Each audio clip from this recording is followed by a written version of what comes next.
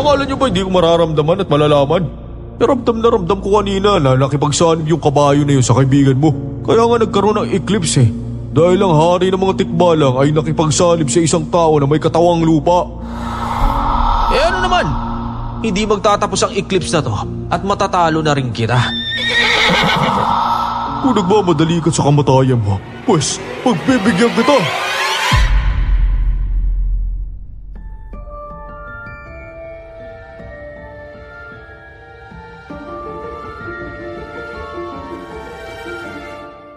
Magandang araw sa inyo mga kayanggaw, lalo na sa mga voice actors na magbibigay ng buhay sa kwento ko ngayong araw.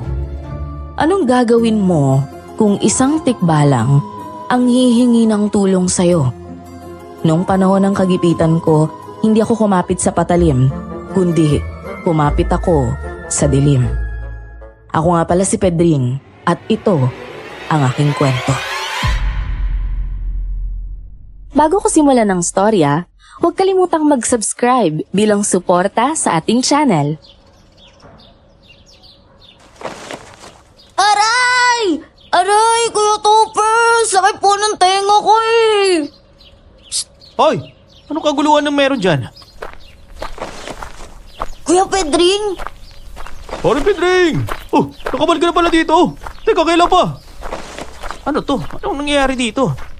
Oh, wala bang magsasalita sa inyo? Kenji, Topper? Kasalanan ko po kasi Kuya Pedring eh. Bakit? Tumakas po kasi ako kagabi. Kaya piningot po ako ni Kuya Topper.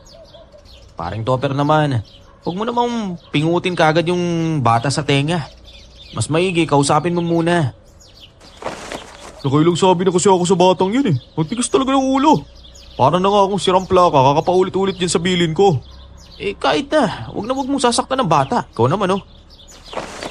Kenji, makinig ka sa kuya mo. Di ko na po uulitin. Sus, ilang libong beses ko nung narinig yan sa'yo, Kenji. Mamayang gabi, tatakas ka na naman. Saan ka ba kasi pumupunta, Kenji? Eh bakit ka ba takas ng takas? Doon po. Saan dun? Doon yung tumatambay sa malaking puno sa may plaza. Sama yung mga kaibigan niya. Ayaw na ayaw ko sumasama siya sa mga batang yun kasi nga nagyoyosi sila. Yossi? Teka, sabihin mo nga, Kenji. Huwag mo sabihin na naninigarilyo ka na, ha? Hindi ako nag-iyosi Kuya Pedring no. Yung mga kaibigan ko lang. Pex na, hindi talaga ako nag-iyosi. Baka mamaya, kami lang ng Kuya Topper mo ang niloloko mo, ha? Pag hindi kami nakatingin, baka mamaya nagyoyosi ka na rin pala. Hindi po talaga. Cross my heart po talaga, hindi ako naggaganon. May pa cross my heart ka pa. Eh, di ba't pinatawag ako ng teacher mo? Nung nakaraang buwan lang kasi nahuli kang nagyoyosi gamit yung papel. Paluin kita dyan eh. Huwag naman po. Ay nako, Kenji. Huwag ka maninigarilyo. Nakakasama sa kalusugan yun. Bakit po kayo Kuya Pedring? Nakikita ko kayo nagsisigarilyo at nagbebenta pa nga kayo eh. Eh, ibang usapan na yun. Bakit po ako bawal? Pero kayo pwedeng manigarilyo. Kasi matatanda na kami. At gusto mo bang mag-ayos sa amin? Di po. Abay, yun naman pala eh. Kaya huwag ka maninigarilyo, ha? Nakakaintindihan ba tayo? Opo. Oh, maiba nga pala ako. Pedring, saan ka nga pala pupunta? Saka kailan ka nakabalik dito sa probinsya? Kagabi lang ako nakarating. Si Aling Marta. Nandiyan ba? Anong Aling Marta? Hindi mo ba nakita yung tarpaulin sa ibabaw ng bahay niya? Tumingin ka nga dun sa taas. In loving memory of Marta? Uy, teka. Seryoso ba to? Namatay na si Aling Marta?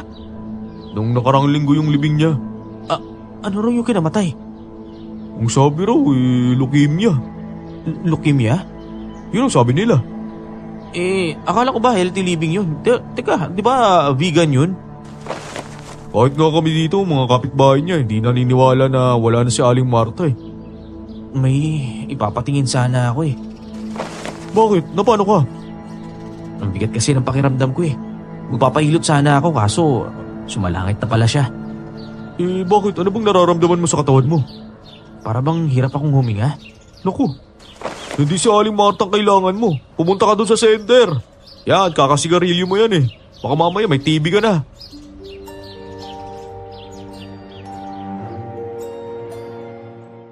Medyo kinabahan ako sa puntong yon. Kasi tama naman yung kaibigan kong si Topher eh. Malakas din kasi akong humitit ng yosi noon. Baka nga sa ilang taon ng pagbibisyo ko eh, may sakit na ako sa baga. Kinabukasan, pinuntahan ko na agad yung malapit na center sa amin para magpa-check up. Hindi pa ako nalalapatan ng gamot, guminawa na yung pakiramdam ko dahil sa magandang babaeng nakatagpo ko na kahit sinigaw-sigawan niya kami ni Topher eh, ayos lang sa akin.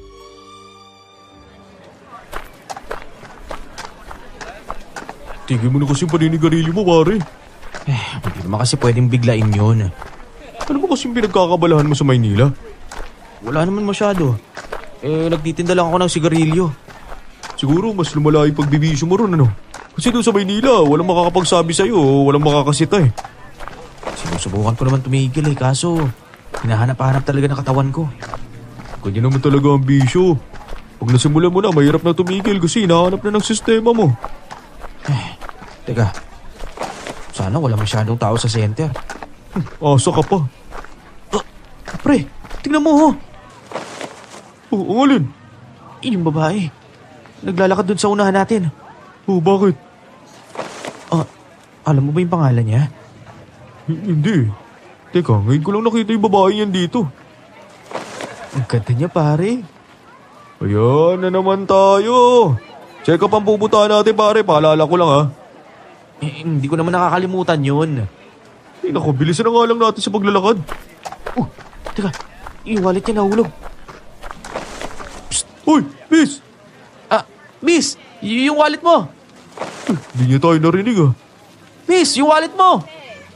Pulutin mo na lang, pare. Ay, naku, ano ba naman yun, oh? Kaganda-gandang babae. Bingi naman. Miss, yung wallet mo!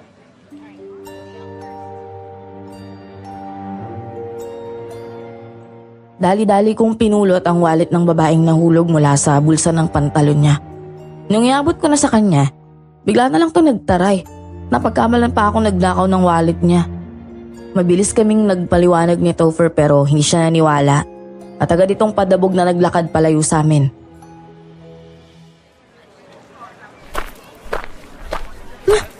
Yung wallet ko! Miss, ito nga pala yung wallet mo. Hoy, ba't nasa'yo yan? Nahulog mo to, miss. Babalik nga sana namin, eh. Kunyari pa kayo Ako ba niloloko niyo ako? Huh? Miss ako. Nagkakamali ka. Nahulog mo talaga to. Ibabalik ka sana namin to. Akin na nga yan. Sa susunod huwag kayong maunguha ng hindi sa inyo Ang maldito naman ito, nabulot na nga lang namin yun, eh. Kahit buksan mo pa yan, walang kulang dyan. Siguraduhin nyo lang. Baka asta naman, 50 pesos lang naman pala yung laman yan. Kaya nga ako naiirita Kasi ito na nga lang yung natitira sa pera ko, kukunin nyo pa. Ako sa inyo, dyan na nga kayo. Ano problema nun? Sino nga yung tinulungan sa patong galit? Ay nako, mga babae nga naman talaga. Porkit ganito ang mukha namin, pagkakamalan mo kami magnanakaw. Hoy, malinis yung konsensya namin, hoy! Kaya mo na, baka wala lang sa mood. Anong kinaganda niya? Ganun din yung pangit ng ugali. Ay naku, halika na nga pare. Mukhang kailangan ko na rin magpa-check up. Bakit naman? Magpapa-check up ako ng blood pressure ko. Buisit na yan, tumaas yung dugo ko dun sa maldita babaeng yun. Kalma ka lang pare. Parang... Teka, parang nadidilim yung paningin ko pare Ano? Oo, parang nanidigip yung dibdib ko. Seryoso ka ba dyan pare? Oo, nahirapan ako. Nahirapan ako, Omega. Sabi ko sa'yo, hayaan mo na lang kasi. Teka.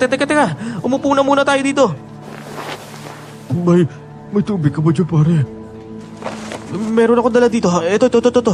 Aba, alam sana. Pare! Uy, Topher! Diyos ko, nawala na malay si Topher. Tulong! May nawala na balay dito. Tulungan niyo ako! Sadyang mapapa. Ay, buhay ka na lang talaga. Dahil imbis na ako yung magpatingin sa center dahil masama yung pakiramdam ko, ako pa ang nagbuhat kay Topher papunta sa malapit na ospital at na-confine pa ito doon. Hindi ko nga mawari sa mga oras na yun kung saan nanggagaling yung sakit sa dibdib ko. Sa sakit ko ba? O sa kaba sa pangamba na baka matuluyan tong si Topher. Kuya Pedring, Buti naman nandito ka na, Kenji. napano po si Kuya Topher? Tumaas daw yung presyon niya eh. Hala, magiging maayos lang po ba siya? Oo naman, malalampasan niya ng Kuya Topper mo, no? Ano po bang nangyari? Kala ko po ba mapapacheck up kayo sa center? Doon nga sana ang punta namin, kaso may nangyari habang nasa daan pa kami. Bakit ho? Napaway ho ba kayo? Konting sagutan lang. Masyado kasi siyang nagpa-apekto kaya ganun yung nangyari. Sana magising na siya. Magigising din yan. Sabi ng doktor, magiging maayos din ang kalagayan niya. Ano po yung nakakabit sa ilong niya? Oxygen daw yan para may suporta sa paghinga niya. Hindi ba dapat kayo yung may kabit na oxygen kasi sabi niyo nung nakaraan, nahihirapan kayong huminga? Nung nakaraang araw yun, mas kailangan na ng kuya mo ngayon eh. Pagaling ka, kuya, ha? Parang napupundi na yata tong ilaw ng kwarto na to ah. May sira po ba yung ilaw ng ospital, Kuya Pedring? Maya-maya lang may pupunta rin na mag-aayos niyan. Takot naman yung ilaw nila dito. Parang yung mga nasa horror movie na pinapanood ko eh. Sus, nagpapaniwala ka naman dun. Ano yung ingay na yun? Hindi ko rin alam, kuya. Parang nagagaling dyan sa labas eh. Diyan sa may bintana. Nanasan ako. Kuya Topher! Paring Topper! Buti naman ayos ka lang. Anong nangyari? Bigla ka na lang kasing nawala ng malay nung inabot ko sa iyo yung bote ng tubig eh. Ganun ba? Kuya, huwag ka na kasi masyadong magpapadala sa damdamin mo. Sabi kasi ni Kuya Pedring may nakalitan ka daw sa daan eh. Yan, tumaas yung blood pressure mo. Pasensya na kung pinag-alala ko kayo ha. Ayos lang pare. Para saan pat matalik tayo magkaibigan. Hindi kasi naging abala pa ako sa'yo. Ikaw nga itong dapat pupunta ng center eh. Ayos lang. Huwag mo nang isipin yun. Ano yung ingay na yun? Kanina pa nga namin naririnig ni Kenji yun eh. Parang nasa labas galing yung ingay. Teka, parang nilalamig ako. Gusto mo bang isarado ko na lang yung bintana? Kung ayos lang sana kasi giniginaw talaga ako eh. Teka, anong oras na ba ngayon? Mag-aalas 10 na ng gabi. Ilang oras ba akong nakatulog? Mga 6 na oras yata. Ganun ba? Diyan ka na lang muna. Sasara ko lang tong bintana.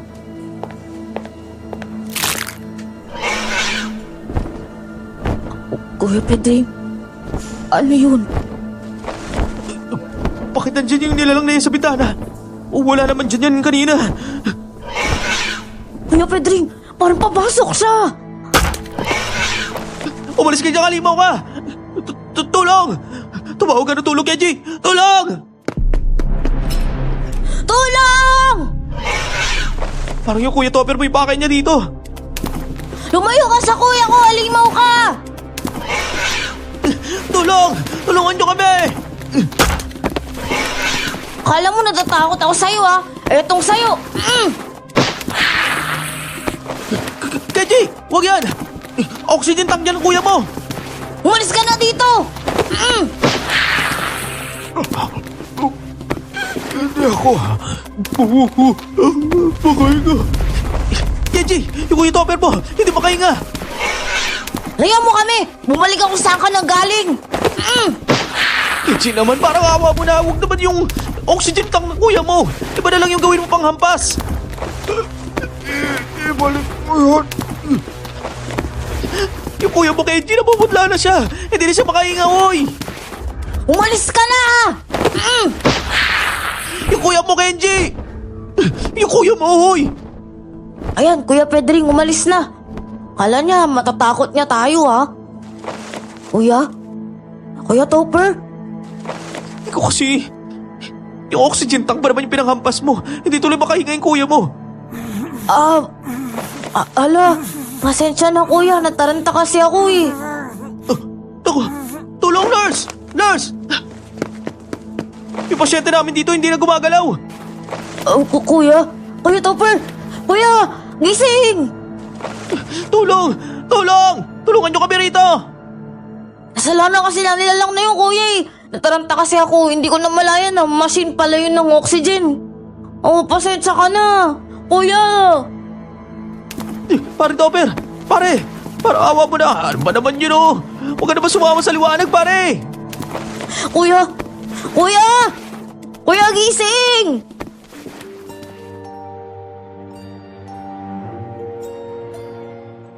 Dahil sa taranta namin sa biglang paglitaw ng isang mabalahibong nilalang na may pangil, dali-daling hinampas ito ni Kenji gamit yung machine ng oxygen na ikinabit kay paring Topher. Nagtagumpay nga si Kenji na mataboy ito palayo. Pero kapalit naman nun ang kamuntikan ng sumama yung kaibigan ko sa liwanag dahil nawalan pala siya ng suporta sa paghinga niya. Buti na lang at tagumpay siyang na-revive ng mga nurse ng sandaling yun. Yan ang kabuuang utang natin sa ospital. Salamat sa pagkampas ng machine ng oxygen ha. Nagkaroon pa tuloy tayo ng napakalaking utang. Patingin nga. Kita mo na.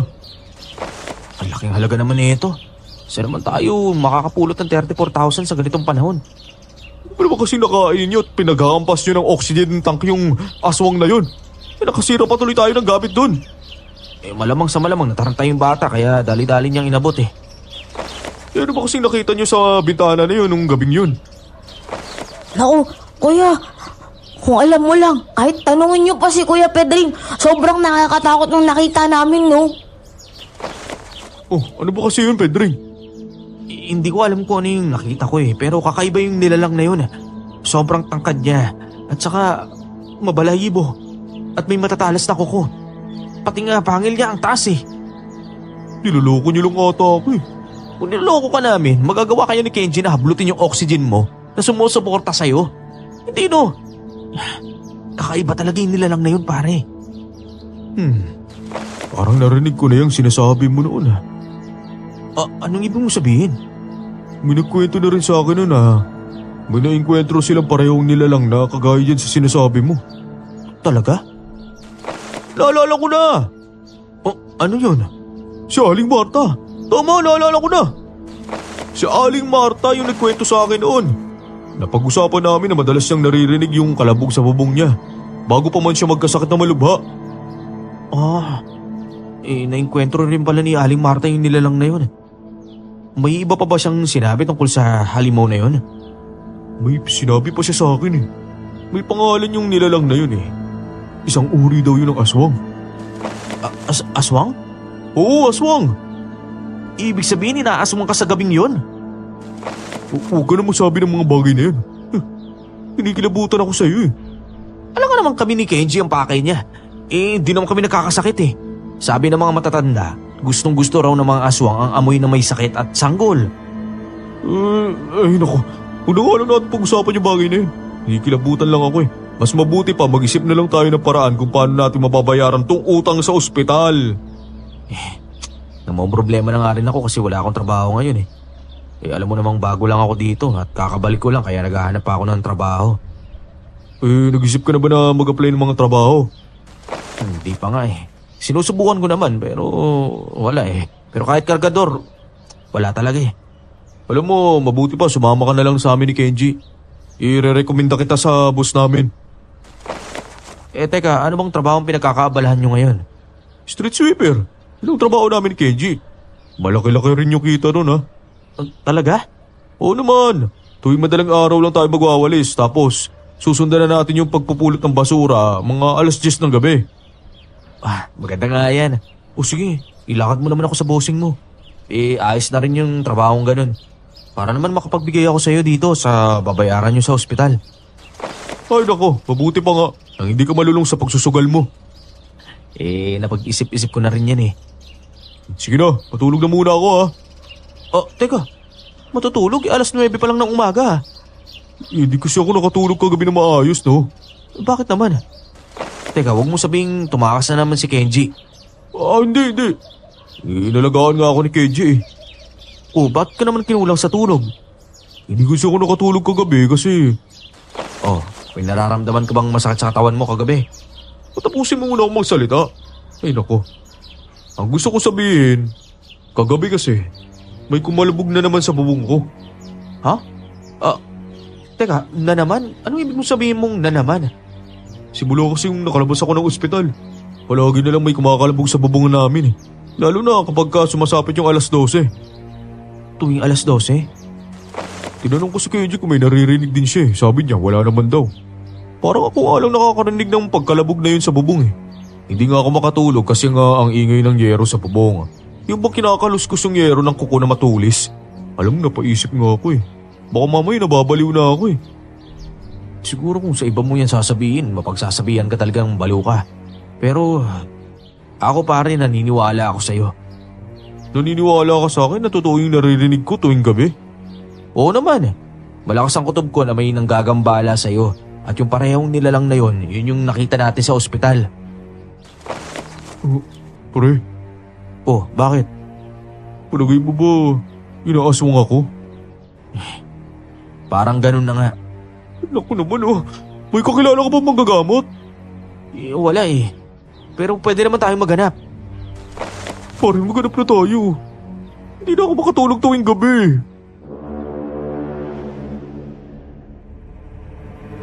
Alam ko yung sinasabi ni Topher sa akin. Dahil pati ako, nakakaranas din ng kakaibang kalabog sa bubong ko simula nung gabi na nakita namin yung nilalang na yun.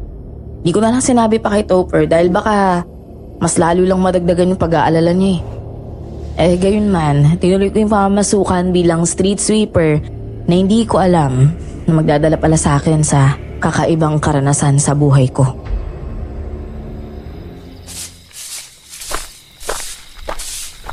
Uy, pare Topper, kanina pa kayo nandito? Pagwa ko pala. Anong nangyari sa'yo? Bakit puro bandage ka? Nasaan si Kenji? Nandun siya sa may unahan. Siya ba yun? Yung may hawak ng sako? Oo, siya yun. Teka, napano ka pare? Hindi epektibo. Hindi epektibo ang alin. Yung binigay na manggagamot sa atin. Nandito malabsa nila lang na yun yung pangsaboy na binigay sa amin. Ano? Huwag mong sabihin, yung nilalang na yun, yung may gawa niyan kaya puno ka ng bandage sa katawan mo. Pinasok kami kagabi. Di sana tumawag na lang kayo ng tulong sa mga kapitbahay ninyo. Paano hihingi ng tulong? Ayaw nga akong tulungan kasi nagsisinungaling lang daw ako at gumagawa ng kwento. Ano? Teka, bulag ba sila? Hindi pa nila nakikita? Wala tayong magagawa. Hindi nga ako makalabas ng bahay pagsapit ng alas 7 dahil gising na ang mga kapitbahay ko nun eh.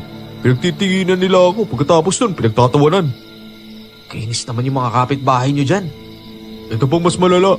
Naalala mo yung malditong babae na nakasagutan natin? Oo, bakit? Dahil namatay na si Aling Marta, naisipan ng mga anak niya na ibenta ang bahay niya at ang babaeng yun ang nakabili. Masama pakiramdam ko, naging kapitbahay ko pa yung babaeng yun na maitim ang budhi. Talaga? Ayos. Ano ayos? Ayos kasi... Kasi may gusto ko sa babaeng yun. Ako sinasabi ko sa'yo, Pare Pedring. Ayus-ayusin mo yung pagtingin mo. Marami pang mas magandang babae at higit sa lahat, mabait. Ewan ko ba. Mula lang lumipat yung babae yun sa malapit sa bahay namin, hindi na ako mapakali. Tumagdag pa yung nilalang na naggagambala. Napadaos-dos tuloy ako sa may hagdan. Ano nga yung sinabi ng manggagamot na yun? Ewan ko sa kanya. Hindi na ako maniniwala sa mga sinasabi niya, no? Hindi ba sabi niya isang uri ng aswang yun? May nabasa kasi ako dati na nagsasabing takot ang mga aswang sa asin. Talaga ba? Ay nako, baka mamaya hindi lang daos-dos ang matanggap ko niyan. Naku, baka mas malala pa sa sitwasyon ko ngayon. Subukan mo lang kasi. Sige, mamaya. Susubukan ko magsaboy ng asin sa bumong namin. Maglamig naman ang hangin. Malamang madaling araw pa, no? Para naiihi tuloy ako. Umihi ka na doon, sa kabilang kanto. May public siya doon. Ewan ko lang kung binuksan ba yun ni Mang Teban. Sige. Puputok na yung pantog ko eh. Umihi ka na. Masama magpigil ng ihi. Teka, dito na nga lang ako sa malaking kahoy. Seryoso ka ba? Uy, pasok ka ba? Kung saan ka na lang umiihi, ha? Safety ko na kaya. Bahala ka dyan. Basta iihin ako dito sa malaking kahoy ha. Magtabi-tabi po ka dyan, hoy. Ay. Ha? Psst. Sino yun ah? Hoy Kenji, ikaw ba yan? Ang alin po? Yung naninitsit. Di namumulot nga lang ako ng basura dito eh. Sino yun? Anong ginagawa mo dyan? Eh, umiihi ako.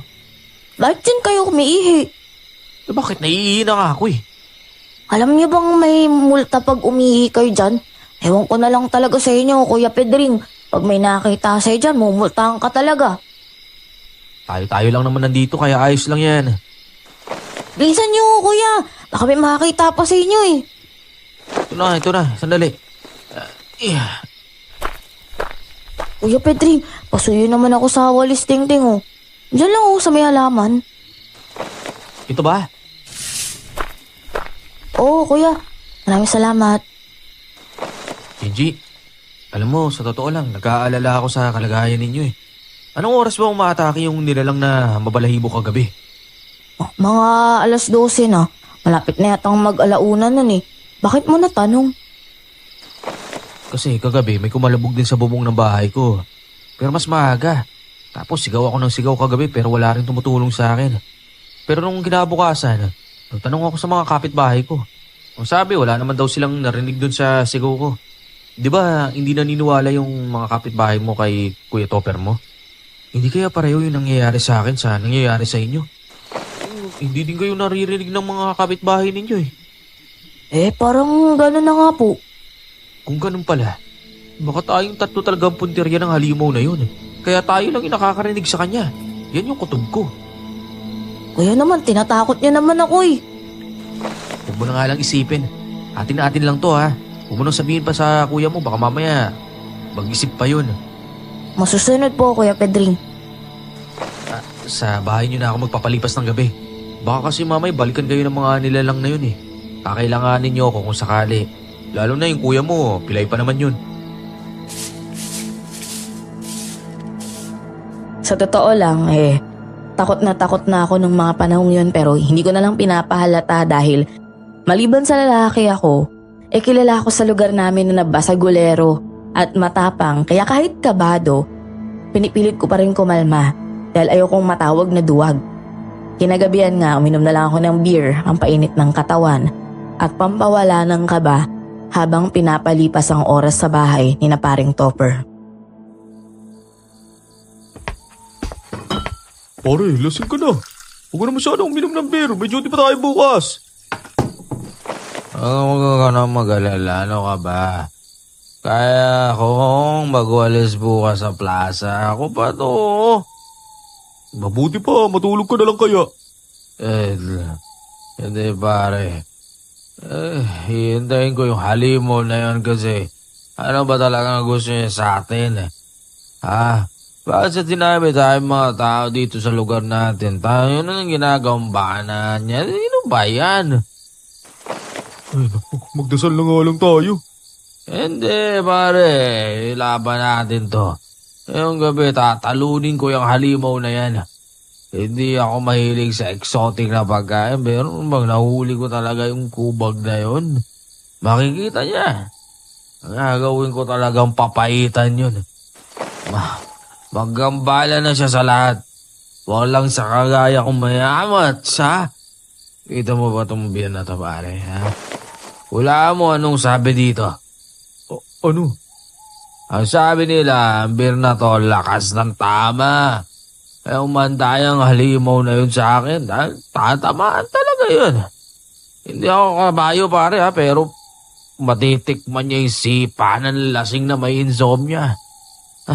Ayaw niya magpatulog. Pues, hindi ako matutulog. Bukas ang mga mata ko, pare. Bukas na bukas. Ewan ko sa'yo, pare. Akala siguro ng mga nilalang na yun, matatakot ako sa kanya eh. Pues, nagkakamali siya ha. Ang kamali siya. Kung ayaw mo talaga tumigil sa pag-inom, manahimik ka na lang. O siya, akit ako sa taas. Magpapahinga na ako.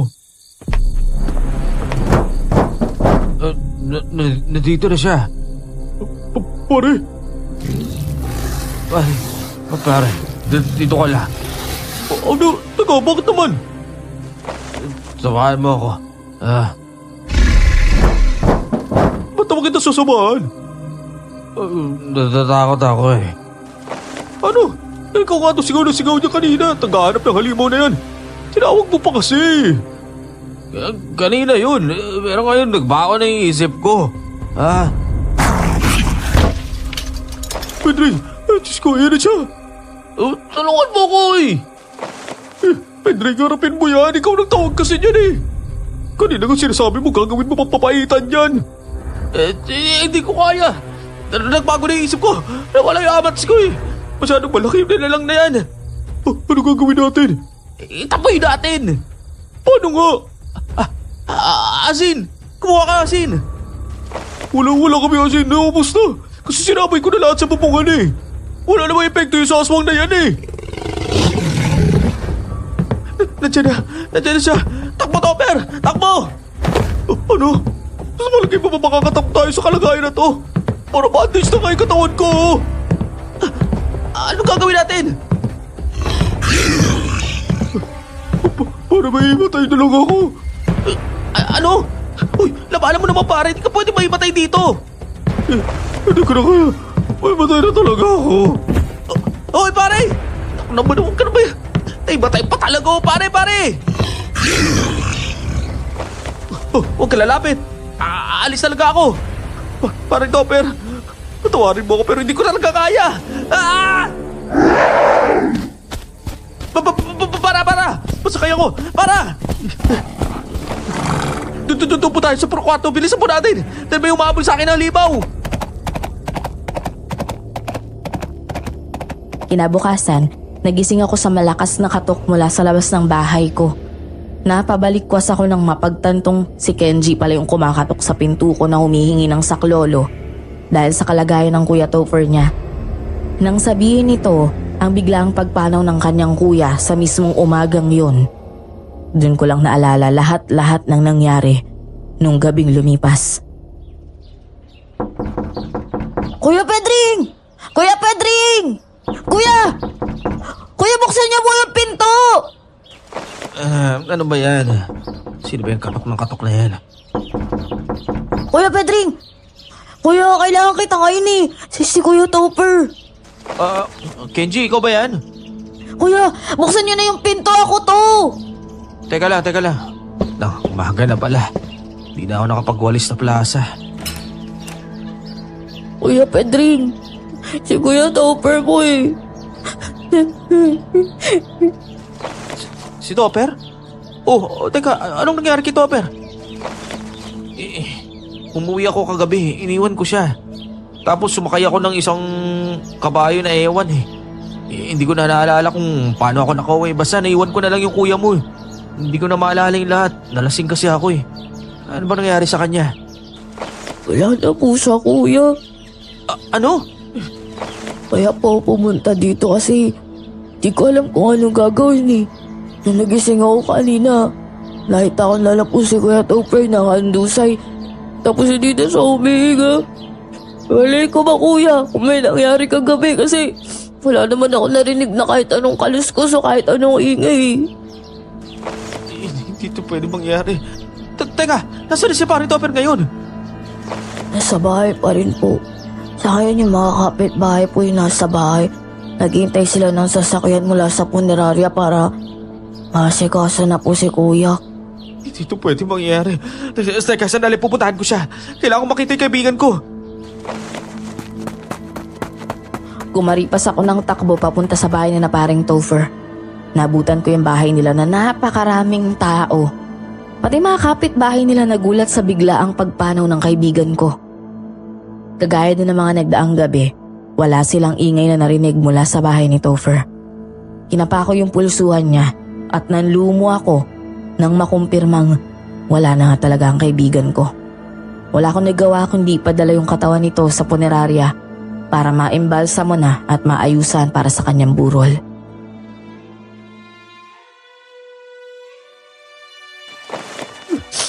Patawarin mo ako, Kenji.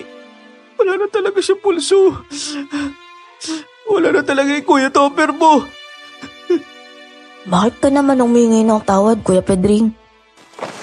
Kung hindi lang sana ako naduwag nung gabi yun eh. Baka natulungan ko yung Kuya Topper mo. Huwag niyo pong sisihin yung sarili mo, kuya. Lamang may gusto sa nangyari. Ako nga eh. Ako yung kasama ni kuya sa bahay pero wala din akong nagawa para sa kanya. Kundi lang sana ako nalasing nung gabi yun. Kuya, wala na tayong magagawa. Nangyari na eh. Siguro, oras na talaga yun ni Kuya Topher. Sana matahimik na siya sa kabilang buhay, no? Doon, kuya, makakapagpahinga na talaga siya. Di na siya gigising ng maga para magwalis sa plaza. Di na din siya mangungulekta ng basura sa 10 oras ng gabi. Hindi. Kasalanan ko talaga to eh. Huwag niyo mong sisihin yung sarili mo, kuya. Baka oras niya na talaga. Ipaghihiganti ko yung kuya mo, ha? Ipaghihiganti ko siya. Ha? Ano sinabi mo, kuya? Ibig ko sabihin, ipagpapatuloy ko yung mga magagandang bagay na nagawa ng kuya mo. Sisiguraduhin ko aalagaan kita. Maraming salamat po sa malasakit, kuya. Hindi. Hindi ito maaari. Look, bakit nandito siya? Siya yung babaeng nakaaway ng kuya mo ha. Yan yung bagong lipat na kapit bahay namin eh. Siya yung nakabili sa bahay ng namayapang si Aling Marta. Kwento nga ni paring Topper sa akin yan. Teka, bakit nandito siya? Hindi naman sila magkaibigan ng kuya mo ha. Ayaw na ayaw niya nga sa Kuya Topper mo eh. Araw-araw na lang ako nakakarinig ng reklamo sa kuya mo patungkol sa babaeng yan. Bakit nandito siya? Lakas-lakas pa ng iyak niya. Hindi ko rin alam eh. Hindi. Hindi ito maaari. Hindi ito pwede. Kuya, di kaya mag-ex sila ni Kuya Topper? Oh, mag-ex? Di naman siguro ganyang kalakas yung iyak niya sa patay na kayong katawan ng kuya ko kung walang namagitan sa kanila, di ba? Parang ganun na nga. Kaya siguro ayaw na ayaw ng kuya mo sa kanya dahil baka mamaya may nakaraan nga talaga sila. Sino may gawa nito? Mababayad talaga siya sa akin!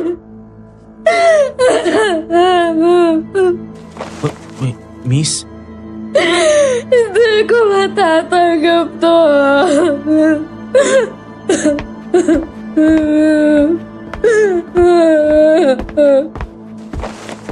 Miss, nandito na yung mga taga-Breathless Funeral Service eh.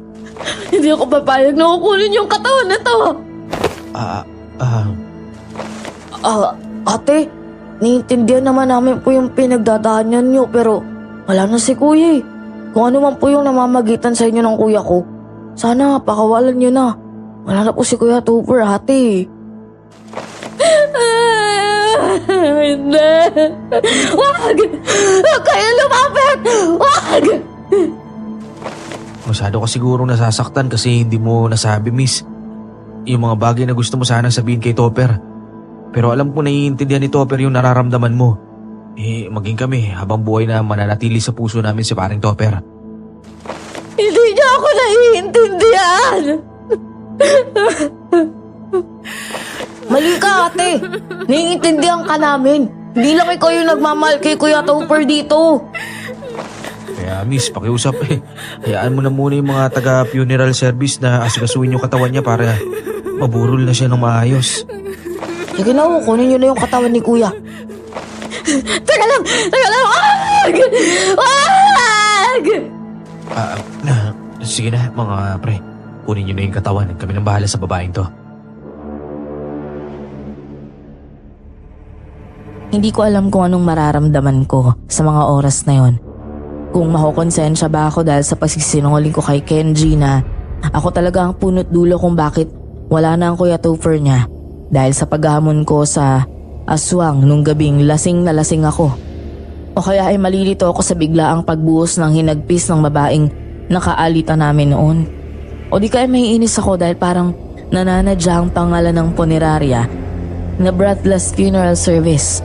Akiramdam ko, Namatayan na nga ako ng kaibigan para pa akong tinatarantado ng kapalaran.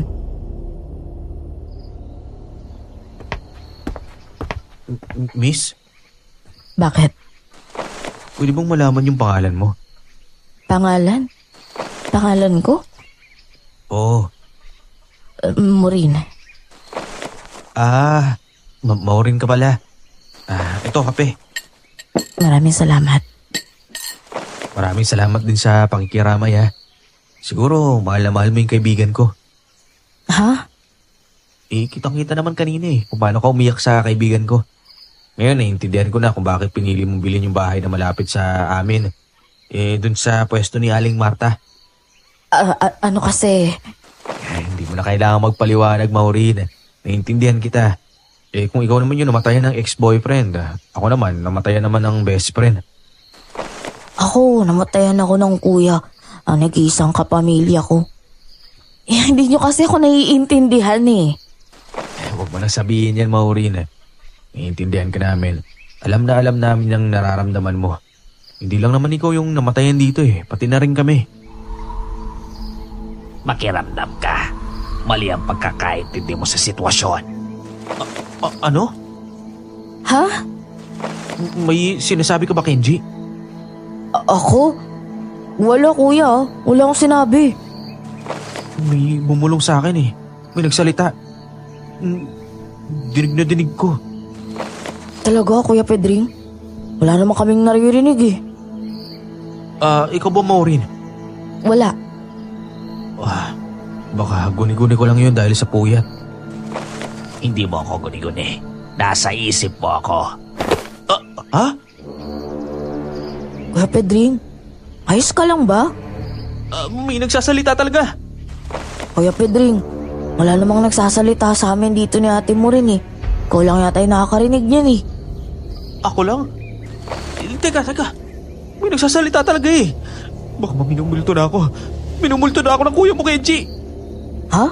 Bakit ka naman niya mumultuin no? Malabong gambalahin ka ni Kuya Topper. Pare Topper, kung ikaw man yan, huwag mo naman ako takutin Hindi kita tinatakot. At hindi ako si Topper. Si Jefferson ito.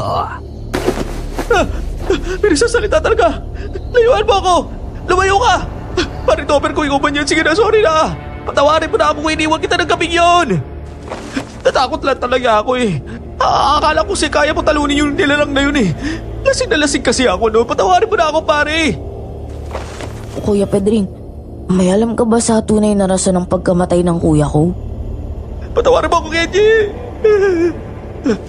Anong ginawa mo? Anong ginawa mo sa kuya ko?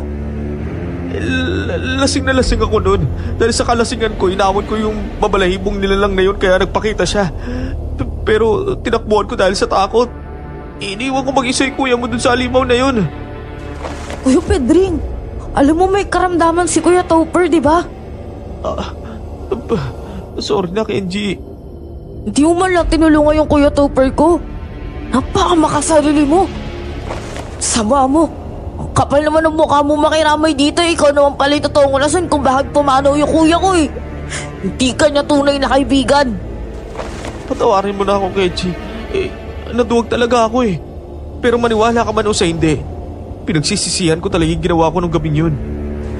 Huli na para magsisi, Kuya Pedring. Namatay na si Kuya Topper. Pwede ba umalis ka na dito? Hindi ka tunay na kaibigan ni Kuya. Kaya wala kang karapatang makiramay kung ikaw naman pala yung dahilan ng pagkamatay niya. Kenji, pakinggan mo muna siya. Di na ako kailangan. Kenji, patawad. Talagang walang sikreto ang hindi nabubunyag. Dahil sa revelasyon ko sa totoong pangyayari nung gabing nasa bahay nila Topher ako tumambay, hindi ako pinayagan ni Kenji na makiramay sa kuya niya. Naduwag man ay hindi dapat yun maging rason para iwan ko yung kaibigan kong mag-isa sa pakikipaglaban. Kung kaya, naintindihan ko yung naging reaksyon ni Kenji. Sa araw ng burol ni paring Topher, hinintay ko muna umuwi lahat ng dumalo bago ako pumunta sa sementeryo. Pero laking gulat ko nang abutan ko si Morindo na hinuhukay ang bangkay ni Topher. Kahit anong mangyari, dadalawin pa rin kita, pare. Kahit na multuhin mo pa ako gabi-gabi. Si Maureen yan ah. Bakit niya hinuhukay yung buntot ni parang Topper? Psst! Hi, Maureen! Ano ginagawa mo sa buntot ng kaibigan ko? Teka, aswang ka no? Ikaw siguro yung nanggagambala sa amin. Ipapaalam ko to sa taong bayan. Teka lang. Naku, hindi mo ko mapipigilan oh. Pare huwag mo naman gawin yan. Ano pare? Alam mo, gulo-gulo na ako sa buhay ko eh. Tapos ngayon, makikipare ka pa sa akin. Pare, hindi ako nagbibiro. Hindi ko alam kung paano ko ipapaliwanag to sa'yo, pero pre ako to. Tama na nga tong biruan na to. Ipapaalam ko sa mga tao yung ginagawa mo dito. Pare ako to, si Topper. Ano? Anong ikaw si Topper? Ang bihira. Huwag ka nga nagbibiro ng ganyan. Alam mo, Maureen, pero usog lang sa kaibigan kong namayapa ha. Kahit pa maging babae yun, hindi yun magiging kasing ganda mo. Masyado ka yata obsessed sa kaibigan ko kaya kung ano-ano na lang yung mga pinagsasasabi mo. Kailan pa nagkaroon ng malaking suso at magandang mukha yung kaibigan ko? Hindi nga magkaroon ng jowa yun kasi walang dating eh. Sahip mo naman malait sa akin. Pero ako nga talaga to, pre. Hindi ko alam kung anong nangyari pero nahimatay ako nung gabing yun tapos... Tapos? Ito! Ayun, kita mo, nagising na lang ako, may suso na ako na ganito. Pero maniwala ka, pre, ako talaga to. Hindi ako naniniwala. Kaya nga ako, iyak nung umaga ngayon eh. Kasi nga hindi ko alam kung paano ako nagising sa katawan na to. Ewan ko, litong-lito ko sa nangyayari at hindi ko rin alam kung paano ko to ipapaliwanag sa'yo. Nagsasabi ng totoo ang babae yan. Nakikita kong babae ang katawan niya pero lalaki ang kaluluwa. Nandiyan na naman siya. Tabayan mo nga ako. Pare, anong ginagawa mo? Yung boses. Naririnig ko na naman yung boses eh. Kalma lang pare, huwag mong pukpukin yung ulo mo, baka ikaw naman yung ilibing dito eh. Hindi ka pwedeng mamatay, kailangan ko yung tulong mo. Tama. May tama ang kaibigan mo. Tumigil ka lang ah. Nakakarindi ka. Umalis ka na nga sa isipan ko. Baka babay ikaw tamaan sa akin eh. Pare, wag! Ano ba, huy? Tigilan mo kayo, huwag mong pukpukin yung ulo mo. Ay nako. Sige na nga lang. Siguro magpapakita na lang ako.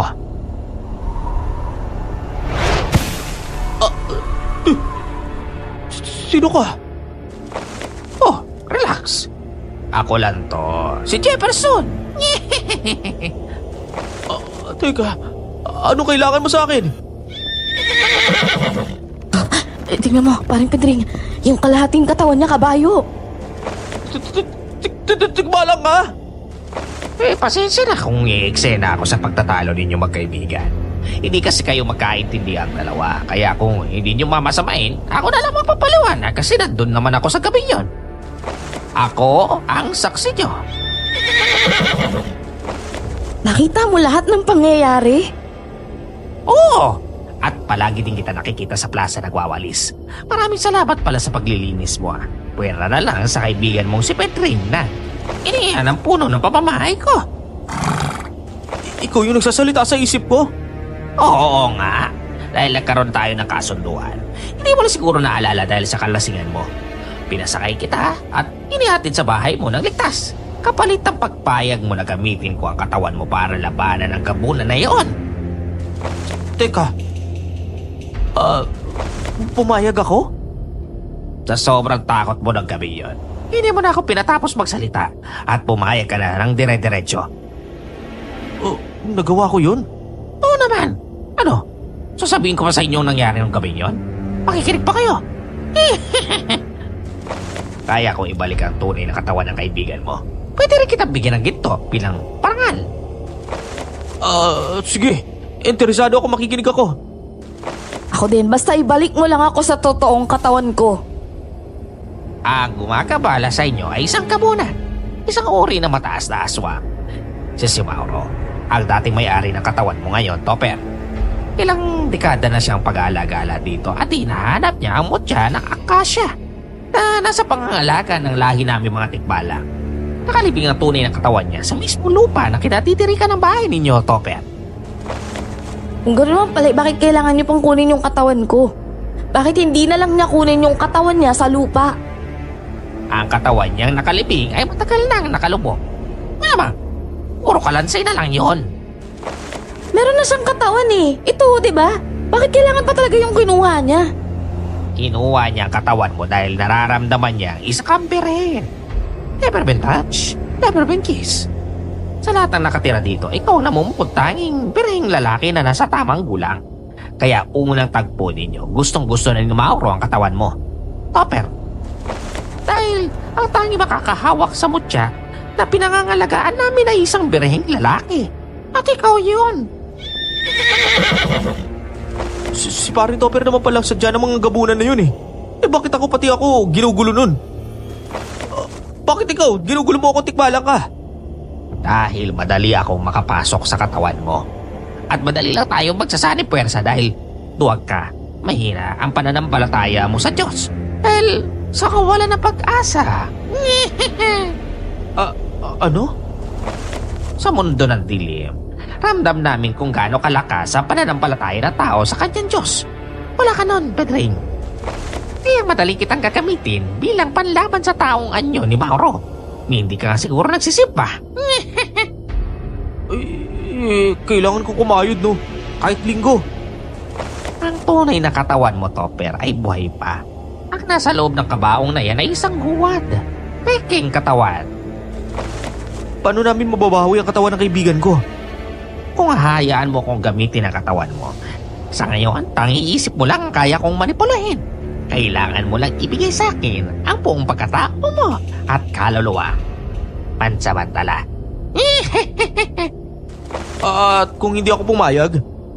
Makukuha ni Mauro ang mutya ng akasya mula sa pangangalaga namin at mamamatay ang buong lahi namin.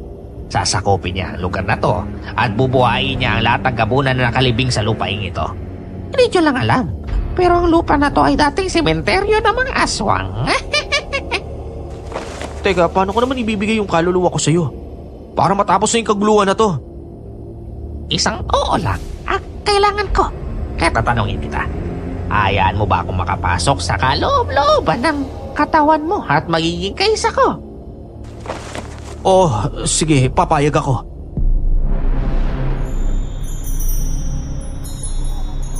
Pagkasabi ko ng katagang pumapayag ako, naramdaman ko kagad na tumaas ako sa ere. Para bang may puwersang sobrang bigat na pumasok sa kaloob-looban ko. Halos mahimatay ako pero nilabanan ko ito hanggang sa lumapat muli ang mga paa ko sa lupa. Pedring! Pedring, ayos ka lang! Ano pakiramdam mo? Ayos lang naman ako. Yeah! Kailangan na nating umalis dito at maganda. Sigurado akong gagawin lahat ng Mauro na yun para makuha yung mutya at masakop niya yung lugar na to. Tama ka. Magmadali na tayo. Yeah. Bakit may bahing ng kabayo sa tuwing nagsasalita ka? Panira talaga tong tikbalang na to. Hindi niya sinabi na magkakaganito ako kapag pumayag akong makipagkaisa sa kanya. Mawawala din yan kapag napagtagumpayan na natin yung pagtalo kay Mauro na yun. Sige na, halika na. Lo, teka pare, tumalikod ka nga. Bakit?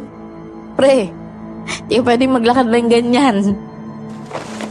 Pambihira naman pati ba naman butot ng kabayo, kailangan pa talaga tumubo sa likuran ko. Kasama pa talaga to sa kontrata, ha? Baka kailangan talaga yan para mas malakas ang talab ng sanib. Parang gusto ko na lang talagang magtago. Pagmumukha akong ewan nito eh. Jefferson naman, magsalita ka na. Parang wala akong naririnig na boses ng tikbalang na yun ah. Ay naku, ewan.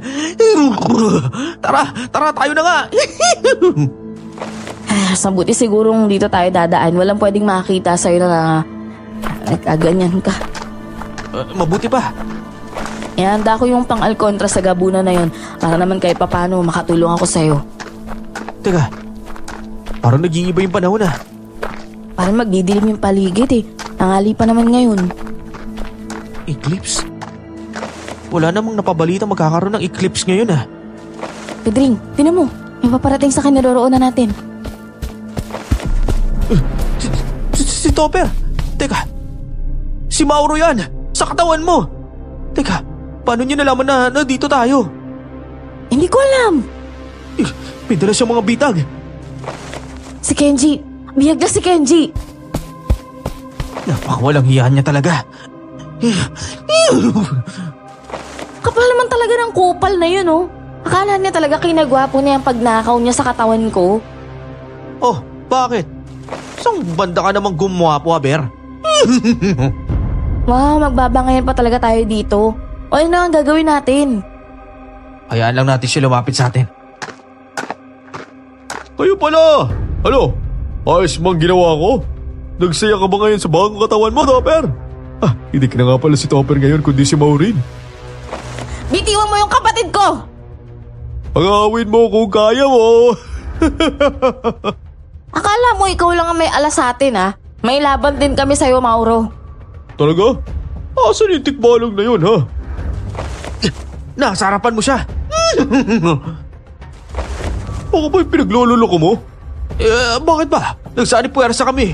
Kaya kung inaakala mo magiging madali ang lahat para sa'yo, nagkakamali ka. Kaya pala ganyan ang itsura mo. Anong pakiramdam na may buntot ngayon ng kabayo? Ayos lang. Nakakatawa ka tignan. Mas nakakatawa ka. Sa lahat ng pwedeng nakawi na katawan, yan pa talagang sa damulag yun na pagtripan mo. Akala mo kinagwapo mo yung katawan niya, Mauro? Pasensya na pero usapang lalaki lang ha. Ang pangit ng itsura mo. Pare, parang di naman si Mauro yung tinamaan sa sinabi mo, kundi ako eh. Isip ka naman ng pangmalakasang banat laban sa aswang na yan. Hindi naman ako nasasagasaan. Busit na ka konti, Brad. Pasensya ka na pare. Pati ako nalilito ako eh.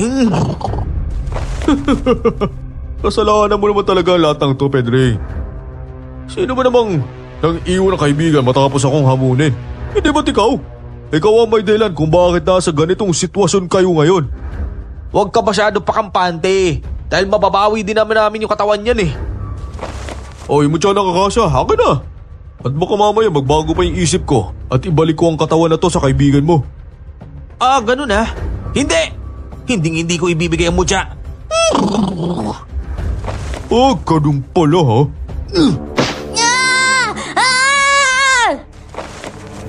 Akala niyo ba talaga madali lang ako talunin? Dali-dali ko lang kayong lokohin eh.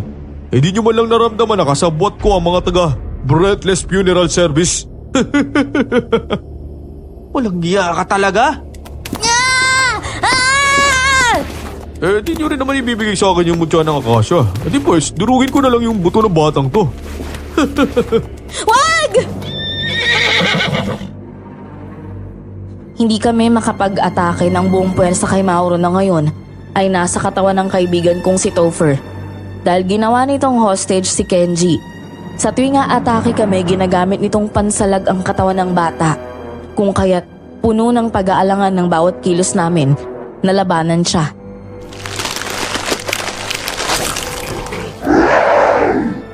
Ay nako, napakasaya ko talaga dahil sa ilang taong pamamalagi ko sa katawan ng babaeng bayaran na yan si Maureen.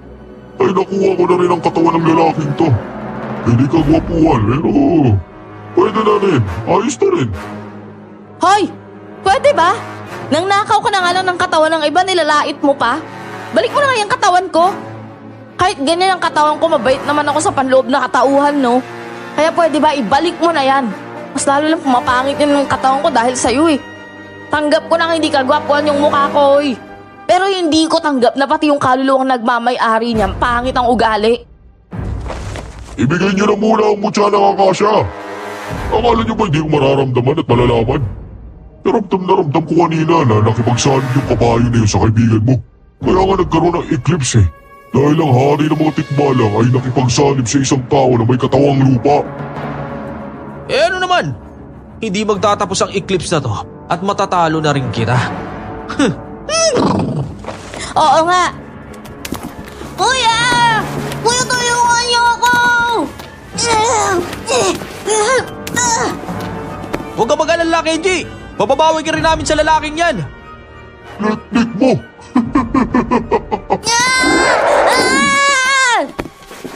Patuloy pa rin ang pag-upumiglas ni Kenji mula sa pagkakahawak ni Mauro na ngayon ay nasa katawan ni Pedring.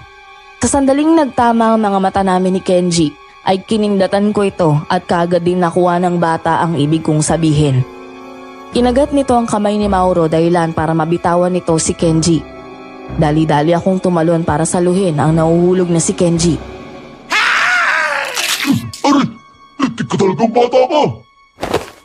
Halika dito, Kenji! Ano? Akala mo siguro ikaw lang yung marunong kumagat, no? Hindi lang aswang ang may ngipin, Mauro. Paalala ko lang tayo ang magtutuos. Kung nagmamadali ka sa kamatayan mo, pues, pagbibigyan kita! Alam mo, may naisip ako eh. Alam mo ba na kung may gawa sa hukay na to, nagbabaka sakaling mabawi ko yung katawan ko. Ano kayang pwedeng gawin sa lupang na hukay ko, no? Ano? Mas bagay siya kung isasabi ko siya sa mga mata mo. Ah! Aray! Ang mata ko! Ang sakit ang mga mata ko! Pare! Ako na!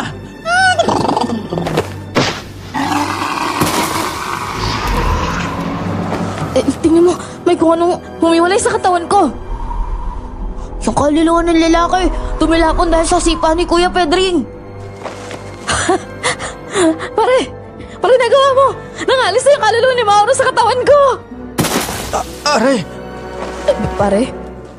Parang mapupugto yata yung hininga ko eh.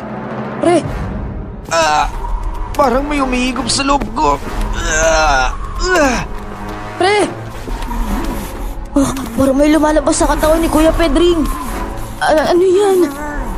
Tao na may mukha ng kabayo. Tikbalang! Oh, karma! Ako na to, si Jefferson.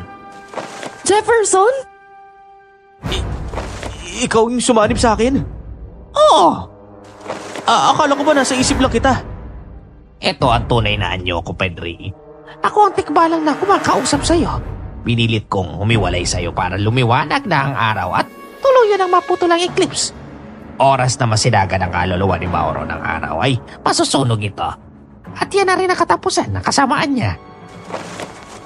Parang may sinasabi yung kaluluwa niya pero wala tayong naririnig eh. Ganyan talaga ang kaluluwa. Hindi mo sila maririnig kung wala silang katawang tao. Lumiliwanag na yung buong paligid. Yung kaluluwa, unti-unti siya naglalaho. Hindi lang siya basta-basta naglalaho. Tingnan niyo, umuusok siya. Nasusunog siya. At dahil yan sa sinag ng araw, Sa wakas, makakabalik na rin ako sa tunay kong katawan. Napuwing si Mauro at kasabay nito ang biglaang pagkilos ng aking katawan na parabang may sarili itong pag-iisip. Sinipa ko si Mauro na kasalukuyang nasa katawan ni Topher nang napakalakas dahilan para humiwalay ang kaluluwa ni Mauro sa katawan nito. At kasunod nun ay nakaramdam ako ng puwersa na lumabas sa katawan ko at nakita ko ang tunay na wangis ni Jefferson. Dahil sa paghiwalay ng aming katauhan ni Jefferson, ay naputol ang eclipse na siyang ikinasunog ng kaluluwa ni Mauro dahil sa sinag ng araw. Nawala na siya. Wala na si Mauro. at sa wakas, wala na rin gagambala sa aming kaharian. Saan ka pupunta? Uuwi na ako sa aming kaharian. Pero teka, paano si Topper, yung kaibigan ko? Nga pala, ibabalik ko pa pala siya sa totoo niyang katawan. Pasensya na. Masyadong nadala ako ng gusto ng damdamin. Na-excite lang ako sa magandang balita. Ibabalitan ako sa aming mga kalahi. Ayos ah. Kuwang-kuha mo yung pananalita naming mga tao. Natagal ko ba naman sa puno ng akasya sa plaza? Malamang sa malamang narinig ko kung paano kayo magsalita.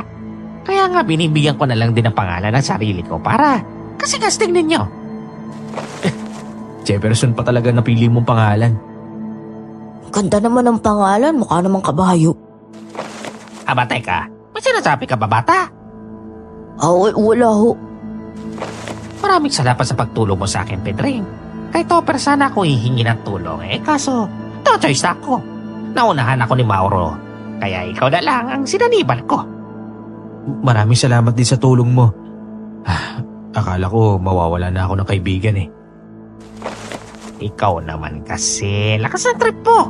Nag-aamon ka ng laban na wala ka namang kalaban-laban. Ang dali-dali lang sana talunin na Mauro na yon kung hindi mo lang sana hinabol. Parehira ka ng plano eh. Anong ibig mo sabihin?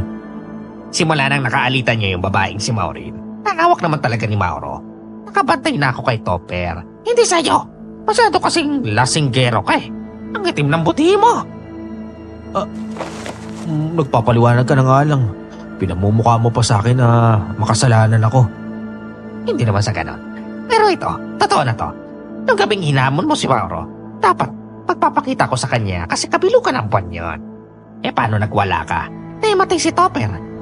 Kaya minabuti ko na lang na ikaw na lang ang saniban ko para kahit papano ay may katawang lupa akong panlaban kay Mauro. Ganun pala yun. O naman! Teka lang, mga pre, ba? Mga napapasarap na yung kwento nyo. Pwede ba ako muna? Balikin naman muna ako sa katawang ko. Sa mga to. Darating tayo dyan. Sa ngayon, kailangan ko munang bumalik sa karean namin para kunin muna ang mutya ng akasya. Kailangan tanging susi para maputol ang sumpanan nila kay ni Mauro sa katawan mo para makabalik ka na. Ano mangyayari? Eh, kailangan lang natin pagtabihin ang kanilang katawan. Si Maureen at si Topper. Hihiling tayo sa mutya at pagliwanag doon, magiging maayos na ang lahat. Teka, babalik ka naman, di ba? Oo naman. Babalik ako dahil pangako ko yun. Sumpa man, kahit sunugin niyo pa ang puno ng akasya sa plaza. Sige, hihintayin ka namin dun sa bahay ko. Dun kami dadaan sa masikip na eskinita. Baka kasi may makakita sa amin dun eh. Mahirap nang ipaliwanag ang sitwasyon natin ngayon. Sige, kita na lang tayo doon. Nawala na siya. Bumalik na tayo sa bahay natin. Pwede mo ba akong sampalin, Kuya Pedring? Ha? Bakit naman? Parang kasing nananaginip ako eh. Ako nga, akala ko riot lang ang pinaka nakakakilabot na mararanasan ko sa buong buhay ko. Meron pa palang mas malala. Kung sa Maynila, kapit patalim ako doon. Dito naman sa probinsya, kapit dilim yung ginawa ko. Anong ginagawa mo? Malamang binabalik ko sa dati yung lupang inukay ko. Tulungan na nga kita dyan. Baka mamaya mahuli pa tayo ng dating doon sa bahay. Doon pa naman didiretso yung tikbalang na yun. Kung hindi natin siya naabutan doon, habang buhay ka na lang talagang magiging si Maureen. Anira kasi ang Mauro na yun eh. Paano mo naman pala nalaman na Maureen ang pangalan ng babaeng yan? Dahil sa kwintas na to, at saka may nakita din ako sa kwarto nito eh. Oh, panyo na may nakaburdang pangalan, Maureen. Kaya pinagpalagay ko na lang na Maureen yung pangalan ng babaeng to. Kung nakabalik ako sa katawan mo, alam mo, magtatapat ako sa kanya. So babaeng to? Oo, sasabihin ko na love at first sight ako sa kanya. Ako ko sa'yo. Tutulong na lang din ako sa pagbabalik niyo ng lupa sa hukay. Ay, mabuti pa para mas mapadali tayo dito. Pero kuya, may tanong ako. Ano yun? Kung si Mauri may hawak sa katawan na yan, bago pa niya nakuha yung katawang lupa mo, nasa yung kaliwal ng katawang yan. Yung totoong mo rin. O nga no, ngayon ko lang naisip yun. Madali na tayo. Tsak naman ako magagawa ni Jefferson ang paraan ng lahat eh.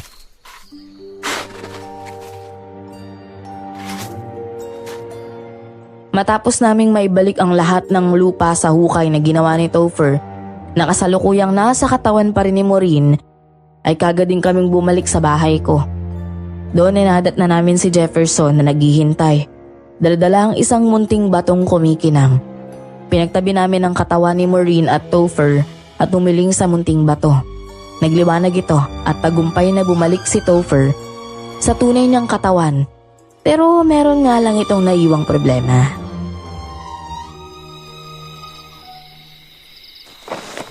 Dito ka, Topper. Tumapit ka sa tunay mo katawan para magkawan ko na ng kahiligan. Sige na pare. Oh, ito na. Ipikit mo ang iyong mga mata. Napikit na.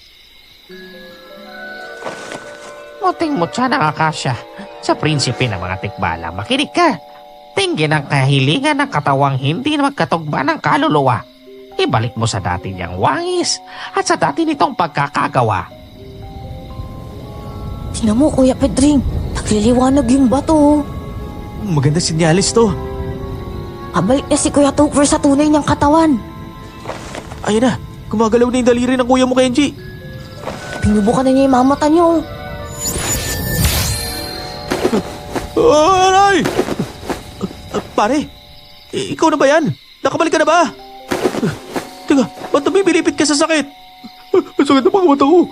Hindi ko matilan na maayos yung mga mata ko, pare. Naalala ko na, Kuya Topher. Di ba sinabuhay mo si Mauro ng lupa sa mata?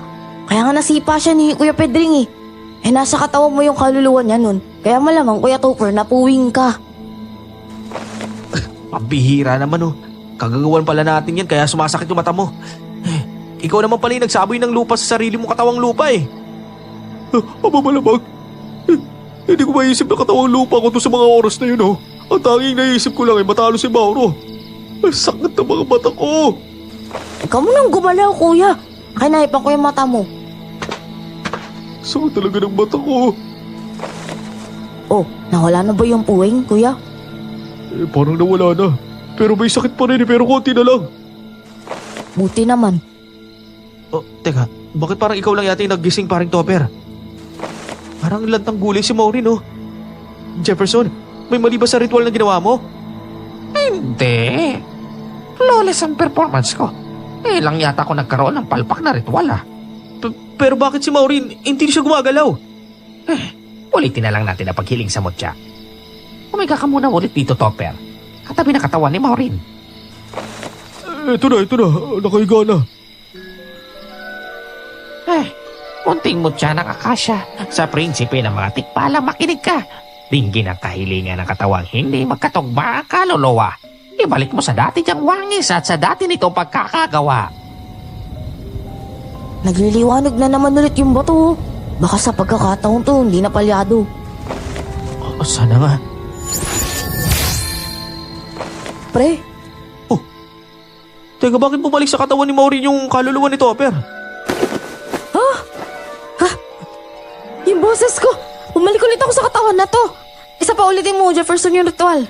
Doon mo ko ibalik sa totoong katawan ko. Imposible to. Minsan, sa tanang buhay ko ay hindi ako nagkamali ng ritual. Hindi kaya may mga mali sa mga sinasabi mo? Pedring, matagal ko nang ginagawa ito. Malabong magkamali ako. Ulitin na lang natin ulit. Baka sa pagkakataon to gumana na ng maayos. Isa pa ulit, Jefferson. May mali talaga dito eh. Sige, ulitin ko ang ritual. Munting mutya ng akasya. Sa prinsipe ng mga tikbalang makinig ka. Tingin ang kahilingan ng katawan ay hindi magkatugma ang kaluluwa. Ibalik mo din sa dati niyang wangis at sa dati nitong pagkagawa. Nakabalik na ako. Sa wakas. Bakit ganito? Hindi pa rin siya nakakabalik. Ulitin natin. Topper, huwag ka munang bumangon dyan. Ulitin natin hanggang sa magising ulit si Maureen. Makailang beses na naming inulit ang paghiling sa mutya ng akasya, pero hindi magising-gising si Maureen. Nagpapalit-palit lang ang kaluluwa ni Topher sa katawan niya at kay Maureen. Walang nagawa si Jefferson kundi ang bumalik sa kaharian nila para malaman kung bakit hindi magising si Maureen at sa kanyang pagbalik ay dala nito ang balitang ikawawasak ng puso ko. Kuya Topher! Kuya Pedring! Gising! Nagbalik na si Jefferson! Jefferson, ano na balita? Natanong ko na sa pinakamatandang tikbalang doon sa kaharian namin. At ang sabi niya, hindi natin mabubuhay muli ang babaeng si Maureen. Hindi? Bakit? Aswang di ba siya? Ang babaeng ito, si Maureen, ay matagal nang patay. Ano? Ilang taon nang lumipas simula nang naging tahanan na ito ng kaluluwa ni Mauro. Ginawa namin ang lahat pero hindi namin maibabalik ang kaluluwa niya sa katawan niya dahil ang kaluluwa niya ay nakatawid na sa kabilang buhay. Hindi ba pwede tawagin ulit pabalik? Hindi. Ilang dekada na simula na mahiwalay ang kaluluwa niya sa kanyang katawan. Ano nang gagawin natin ngayon? Ang tanging magagawa natin ay ipahinga ang katawan ni Maureen dahil yun ang nararapat. Ilibing niyo siya. Pare, hindi mo na may pagtatapat sa babaeng ito yung pagmamahal mo. Wala na sa mundong ito yung kaluluwa niya eh. Wala na bang ibang paraan, Jefferson? Wala na. Pasensya na, Pedring. Gusto kitang tulungan pero walang sino man ang dapat sumuway sa batas ng kamatayan. Naiintindihan ko, Jefferson. Maraming salamat sa'yo. Tanggapin mo ito. Ano to? Hiblayan ang gintong buhok ko. Maaari mo akong tawagin kung kailangan mo ng tulong. Babalik ka na ba sa kaharian mo? Oo, bata. Pero bago ako bumalik, binigyan ko kayo ng karapatang humiling sa mutya ng isang hiling. Humiling? Oo, pero tanging material na bagay lamang. Isang hiling lang? Di po ba pwede kahit 3 hiling para tigisa kami? Hindi, isang hiling lang. Wala akong maisip eh. Ikaw, Kuya Topper. Mas mabuti siguro si Pare Pedring na lang ang humiling. Ikaw ba pare, anong hinihiling mo? Ako? Oo, Wala akong maisip eh. hindi meron yan, mag-isip ka. Ito na lang. Gusto ko ng pera. Yung sobrang daming pera. Yung kahit kailan, hindi ako mauubusan ng pera. Bukas pagising mo, magiging sayo ang kahilingan mo. Maraming salamat sa inyo, Pasa Pedring. Kung kailangan mo ng tulong, pumulong ka lang sa hibla ng gintong buhok ko. Paalam sa inyo! Paalam, Kuya Tikbalang. Paalam, Jefferson! Maraming salamat sa pagbabalik ng katawan ko ha. Kagad kong dinala sa may punerarya ang katawan ni Maureen para maasikaso ko ito. Kinabukasan ay nagulat na lang ako nang may nakita akong baul sa may lamesa. Punong-puno ito ng ginto at mamahaling hiyas.